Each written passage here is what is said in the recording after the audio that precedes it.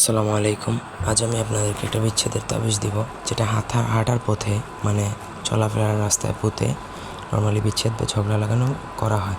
এটা ডিভোর্সের জন্য না, এটা ঝগড়া ঝামেলা মানে ঝামেলা লেগে থাকবে, একজন আরেকজনকে দেখতে পারবেন সেই রকম ঝগড়াঝাটি হবে, এইরকম বিচ্ছেদের তাবিজ। এটা ডিভোর্সের ক্ষেত্রে কাজ করলে কাজ হবে না, তবে হ্যাঁ ঝগড়া লাগবে।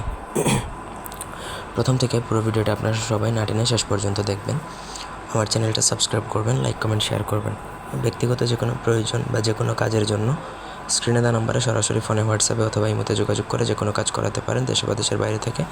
আপনারা চাইলে আমাদের হোয়াটসঅ্যাপ চ্যানেলেও যোগাযোগ জয়েন হতে পারেন, সেখানেও আমরা মন্ত্রতন্ত্র রিলেটেড ভিডিও দিই। যাই হোক, এখানে যে নকশাটা দেখতে পাচ্ছেন আমি লাল কলম দ্বারা লিখছি, সেই নকশাটা দ্বারাই মূলত কাজ করতে হবে। এটা আমি জাস্ট লেখার জন্য আমি লিখছি, কিন্তু আপনাকে লিখতে হবে হচ্ছে ভুজপাতায় অরিজিনাল গুড়চন কালি, অথবা আপনাকে কেশরের কালি দ্বারা লিখতে পারেন বা জাফরান কালি দ্বারা লিখতে হবে। এই ধরনের কালি চাইলে আপনারা আমাদের থেকেও নিতে পারেন, অথবা আপনারা কোথাও থেকে যদি অ্যারেঞ্জ করে ফেলতে পারেন তাহলে ভালো, আপনি অ্যারেঞ্জ করে নেবেন। তারপর আপনাকে নকশাটা লিখতে হবে। নকশার নিচে অবশ্যই যে দুজনের জন্য কাজটা করবেন তাদের নাম, বাবার নাম, মায়ের নাম এবং ঠিকানাটা লিখে দিবেন আলাদা আলাদা করে।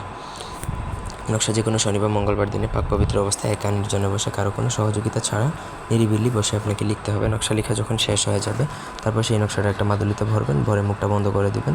মাদুলির মুখ মোম দিয়ে বন্ধ করতে পারেন বা চুন বা কিছু দিয়ে বন্ধ করে দিবেন। বন্ধ করার পরে সেটা তাদের চলাফেরার রাস্তায় পুঁতে দিবেন।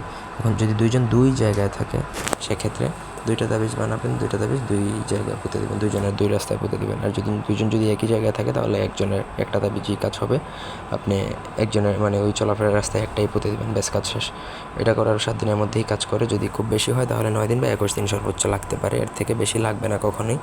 তবে এটা অন্যায়ভাবে মানে কারো বৈধ বা হালাল সম্পর্ক বিচ্ছেদের জন্য আপনি করবেন না, তবে শত্রুর উপর প্রয়োগ করতে পারেন। ধন্যবাদ সবাইকে।